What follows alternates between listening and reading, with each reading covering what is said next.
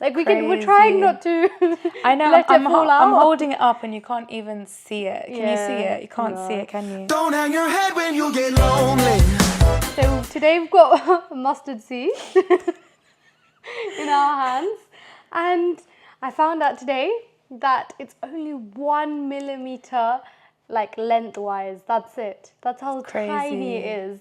Like we're trying not to I know, let it fall out. I'm holding it up and you can't even see it. Can you see it? You can't see it, can you? But it's there. Yeah, it's there. Even though you can't see it. Exactly. But it's okay, God can see it. I know, God can see it. And what God says is, even if you have as faith as small as a mustard seed, you can command that mountain to move from here to here. Yeah. And it will move. Yes. And I just find that so fascinating, you know, that God takes something so little and turns it into something unimaginable. Exactly. Because Jesus even says about how mustard seed is one of the smallest seeds, but it grows into one of the biggest trees. So just like that, our faith, if we put even the tiniest bit of faith in Jesus, has the potential to grow into something so big. Yeah. It's all depending on whether we have that faith. Faith as small as a mustard seed. This parable really reminds me of like when Jesus fed the 5,000 people. And when he fed the 5,000 people, he like loads of people from villages and they traveled a lot and came to hear Jesus talk, right? So they traveled great distances to come see him, talk. And altogether there was 5,000 people there to listen to him, and they didn't have enough food. Okay? So they wanted to listen to him talk, but they didn't have enough food to stay and eat. When he was preaching to the 5,000 people and it was time to eat, many of them didn't have any food. Okay, so they didn't bring enough food for them to eat whilst they were staying there. And Jesus asked, do any of you have any food? Okay, and the little boy there said, oh yes, I have 5 loaves of bread and 2 fishes. Okay, that's literally nothing. Like that's not even enough for me for a day. Like you know, and the boy was like, yes, I have food, and gave it to Jesus. And Jesus took just 5 loaves of bread, 2 fishes, multiplied it for 5,000 people to eat, and it kept going. There was more than enough. Okay, Yeah, they had leftovers, didn't they? Exactly. He multiplied it more than 1,000 times. Okay, and firstly, like this shows us that it's the little boy who gave it. Our age doesn't matter. It doesn't matter what age you are. You just have to put your faith into action and just give it to the Lord. Take it first to the Lord. Yeah. Instead of, you know, like whatever for me, small you have, take it to the Lord, and He will Exactly. multiply it.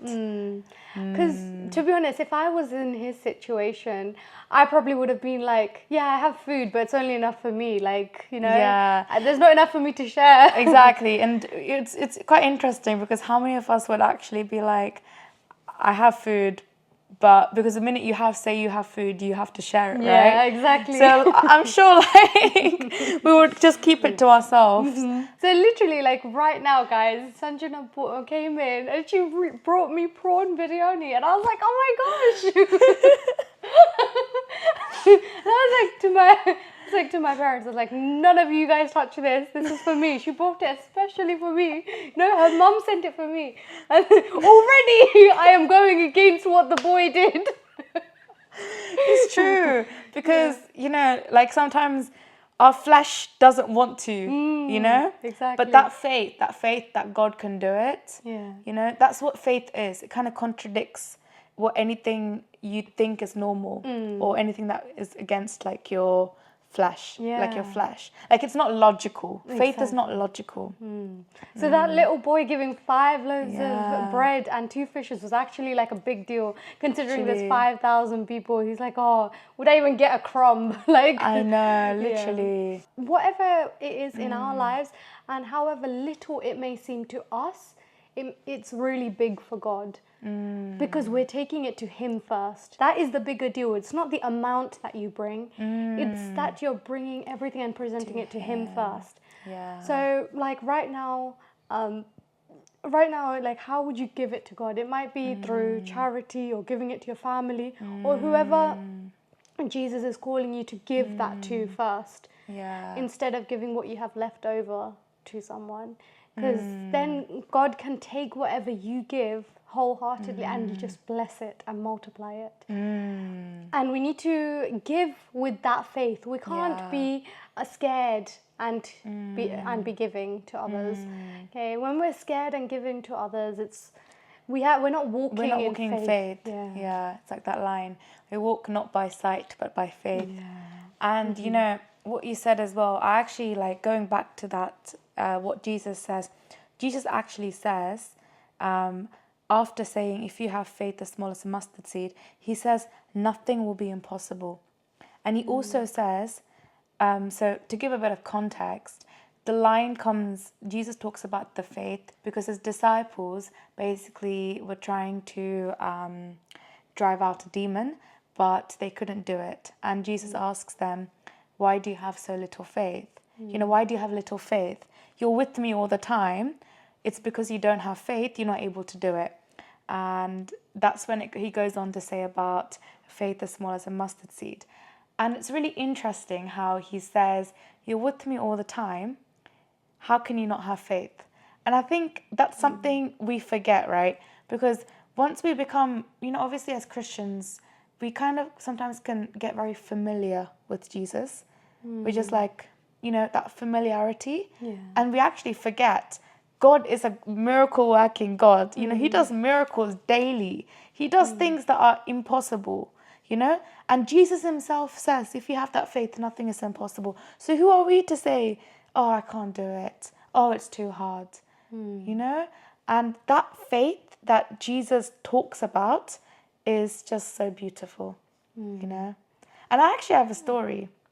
So I remember when I first gave my life to Christ, I said the prayer of salvation, right? So as soon as I said it, I was like, oh, so I've sinned, Jesus, you know, I accept you as my Lord and Savior. And then as soon as I said it, I was like, oh, it's a bit crazy.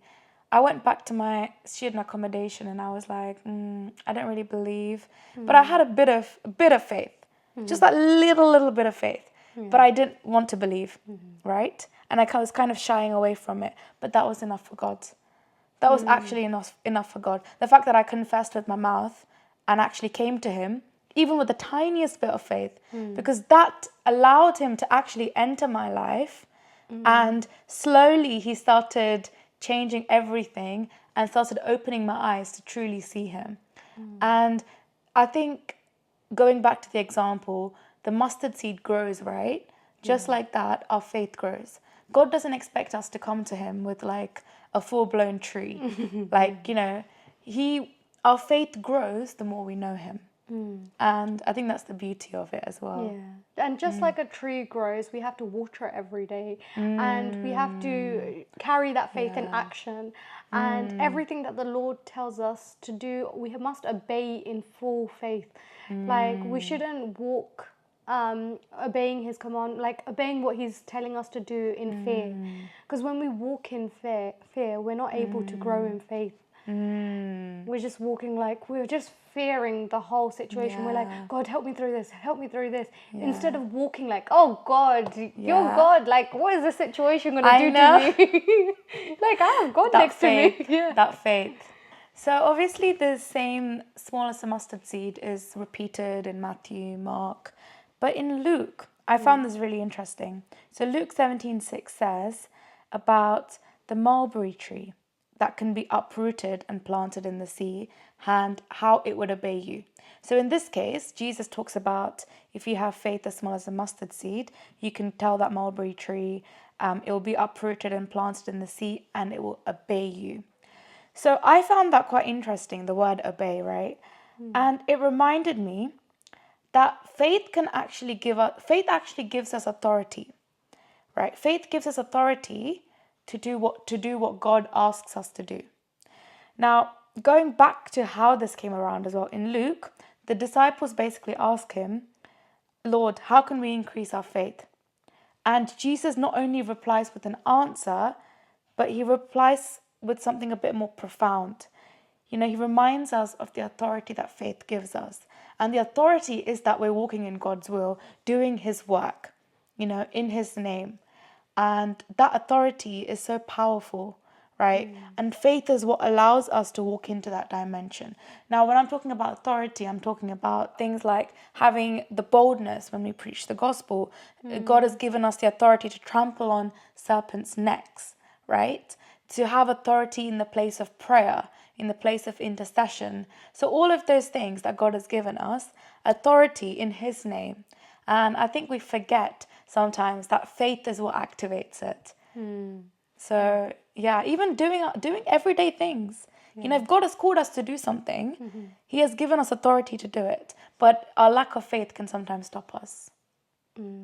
Like you said, like in James 2:17, it tells us that without faith, without any action is basically dead. Like we have to carry that in action. We have to walk as if it's already happening in our lives. So if the Lord has told us to do something, we must do it and act like it's actually going to happen. Like, you know, he's going to take it to places. He's going to, you know, uplift it to where he said He'll take you to the promise. Exactly. His word. And we have to, when we act with that faith, we're able to put our love and like outpour God's goodness into the work he's called us to do instead of doing it out of fear. And talking about fear as well, fear usually comes when we try and do it by ourselves as well. Because if I think I can do it, it's not going to happen. And especially because our energy is limited. Okay, no matter how much we promote hustle culture and things, our energy is limited. At some point, somebody burns out. Like, you know, it's the same for all of us. No matter how productive you are, at some point you're going to get tired. Okay, that's why we can never depend on our own strength and on our own actions. We must have that faith and depend on God's strength. Because when we depend on his strength, it's actually endless. Okay, it's abundant. So it's never ending, you know. You won't feel burnt out when you're going to him, getting your energy from him. Exactly. And throughout the Bible, the stories tell us that. For example, you know, when David went to defeat Goliath, he goes in the name of the Lord. He didn't care about how big Goliath was. Exactly. All he cared about was how big his God was. And he didn't care about, oh, I don't have an armor, I look like this. That didn't matter to him at all. You know, it was all about the fact that God's got this, you know, not even me. Because I think he himself knew. Exactly. So he had to rely on God. And when God wanted to make David king, he gave him how do you say it? Goliath? No, I keep saying it very Indian way. Oh, the stone? No, Goliath. A Goliath. Goliath, that's the English way. Okay. Keep Wait, saying how do you it say Indian. What's Goliath. the Indian? Goliath. Oh, you should say Goliath. It sounds kind of cool. Say it. It's adorable. I love it. Goliath. That's how, India. Basically, okay. So, say it. It's so cute. Say it.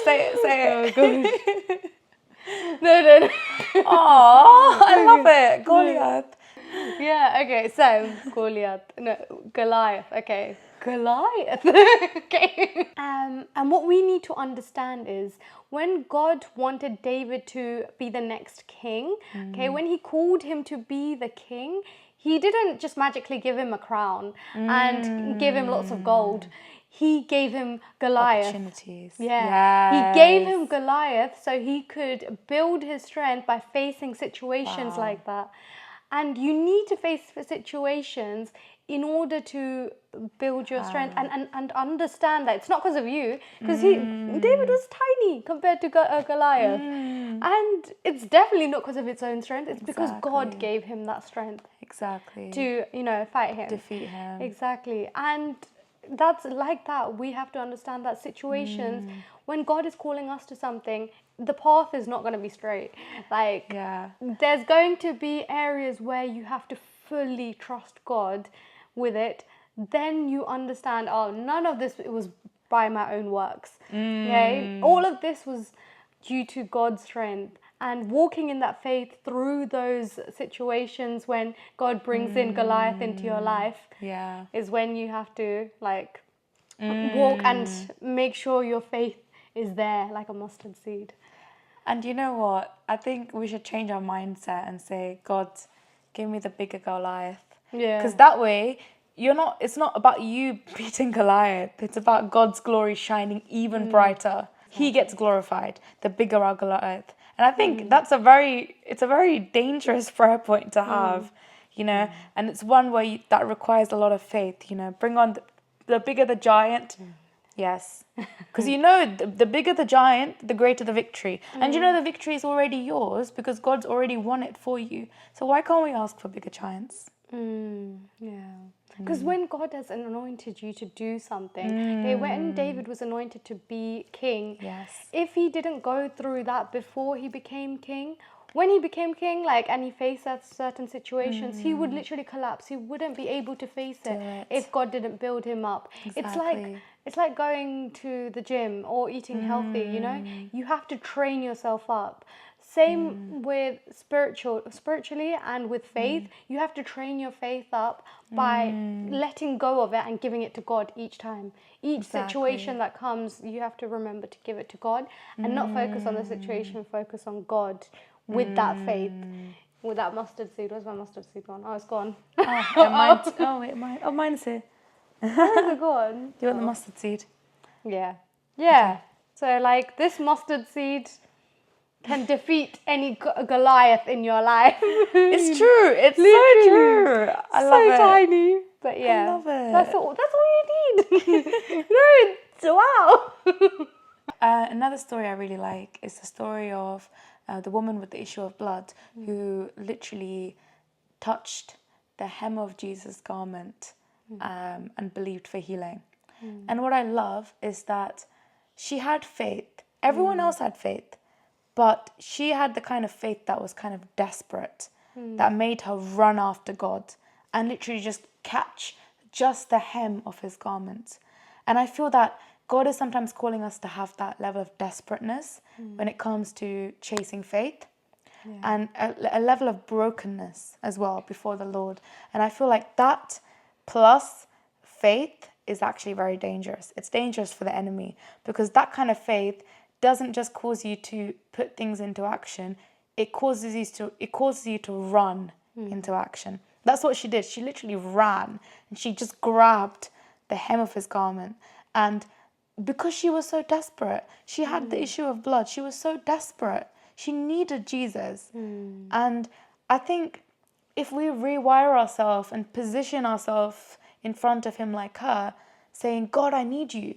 I actually need you for my life. That level of faith, with that level of desperateness for God can literally move mountains. It can actually move mountains. And the enemy will get mad because he doesn't like faith. He wants to try and pluck out any faith that we have. And I feel like oftentimes in this world, he tries to attack everyone by faith. People who don't know the gospel, who don't know about Jesus, the faith is the biggest thing. Faith is what gives us salvation, isn't it? But the enemy attacks that and attacks that hope. So it's really important as well that even as believers, we also share our faith because faith can also be contagious. Wow, faith can be contagious. Yeah. Damn. That's so true because when you speak life and you act in faith, it actually strengthens and uplifts those around you as well. So much more than you could imagine.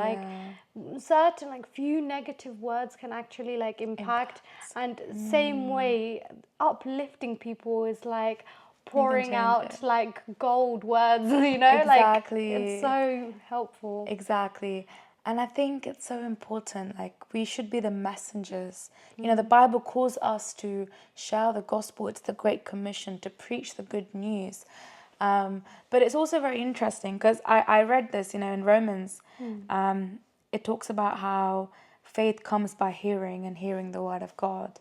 However, it also goes on to acknowledge that there are people who may not always welcome the good news, who might hear it, but they might not have the faith in order to understand it.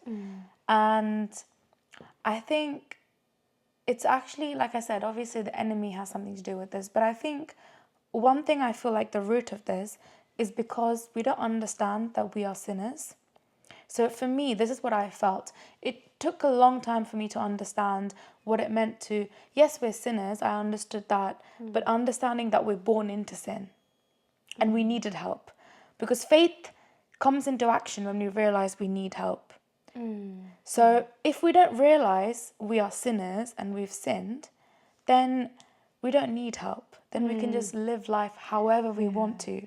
You know, this really reminds me of, I've heard this question so many times, like, if God is so loving and like, why is, like, I've heard this so many times that, why is God so selfish? And if he says he's so loving, but he's clearly not, because he's giving issues to us, like, you know, he's bringing up problems to his people, and he expects us to go to God. So isn't that so selfish of God?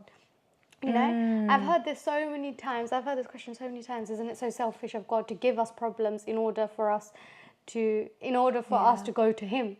Okay, and the thing is, when we're living in flesh, we're living also in denial. Yes. And whether, like, I was reading this financial book by, it's called The Total Money Makeover by Dave Ramsey. So good. And he was like mentioning in the book how money management is 80% behavior and 20% knowledge. And this also applies to so many other things in our life. Okay, most of the things are 80% our behavior. And he was saying that often we live in denial until something suddenly happens to us. We don't do what we've always dreamt to do. Like, until we, like, for example, lose a job, then only we start the business that we've always wanted to start, or we've been called to start, you know? And until then, we just live in denial, like, no, this won't happen, until something hits you in the face. And same with our spiritual life. Our journey with God is also the same, because we literally live in denial. We're like, oh, we don't need God. I can sort this out. I can sort this out. I've got strength. I can do this. Like, you know, I'm going to work hard for it and I can do this. But only when it hits you in the face that you cannot do anything. Like, you have limited strength. You have limited energy. You need to stop being so self-dependent. And just realize, be dependent on God's strength. Then you can just sit down, relax, do his work in action as well, and you know, he will take care of it. What happens. Like, it's, you know, it's like driving a car. You know, in a manual car, you have to put the clutch, and you know, it's a lot of work. You know, you have to do this. You have to take care of the steering wheel. You have to put the gear. But if you let God take control of the car, you can just sit back and enjoy the ride. And that's what God is wanting you to do. He wants you to enjoy life without having to worry about the destination, what gear, if I have to slow down, do I have to go? We just have to let God do it. And what you said about sometimes, you know, something has to hit you in the face. I feel like God sometimes does that, you know, but it's out of love. Like, I experienced this where I really felt like God had to break my heart so that I can return to him. And it's actually very dangerous. You know, it's very dangerous when God breaks your heart, because when you return to him, wow, the power that he literally shines upon you, the glory that he shows you is next level. Because now you're not just returning to him because you are, you know, you need him kind of thing. You're returning to him with a desperate faith, because you realize that no one else can fix this apart from him. And that level of faith is just, it's unbeatable. It's unbeatable. Because now you have to depend on him, because you realize there's no other option. No one in this world can heal me. No one in this world can fix my broken heart. No one can listen to my pain or even understand what I've been through apart from God. And he's the only one who doesn't condemn me, judge me, or even listen to me with no understanding, because he knows what I've been through, and he knows exactly how to comfort me. And that is just so beautiful. So I think it's all a blessing in disguise. And I feel like God is also helping us build our faith. Yeah. You know, it's not just we have to have faith. It's like a two-way relationship as well.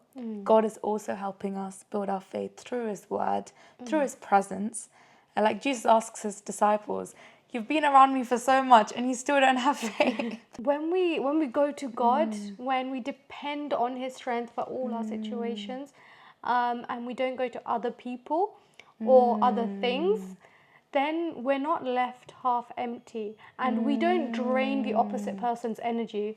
If I always come to you for like all the issues and try to, ask you to understand everything, it leaves you pouring energy Drains. into me, and your cup is half empty by the Exactly. time you're done, like, helping me.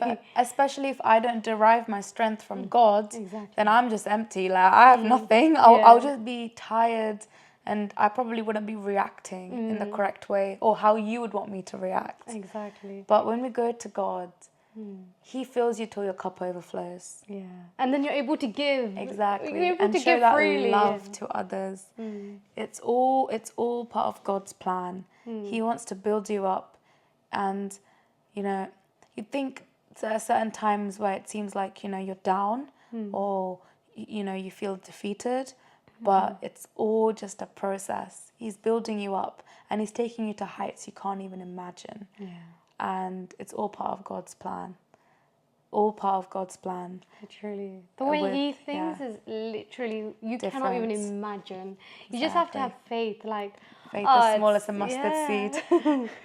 Literally as small as a mustard seed. Yeah. That's all he's asking. Just And it's every day wake up and believe he's got it. It's almost like when it's not even dramatic. So I know obviously with David and Goliath it's quite dramatic, right? But faith doesn't always have to be that dramatic. It can literally be a silent obedience. I found the most life-changing things I've experienced in my life and answered prayers I've experienced was just a gentle whisper of the heart. Like I didn't even pray. It was like almost like a fleeting thought that I almost surrendered to God.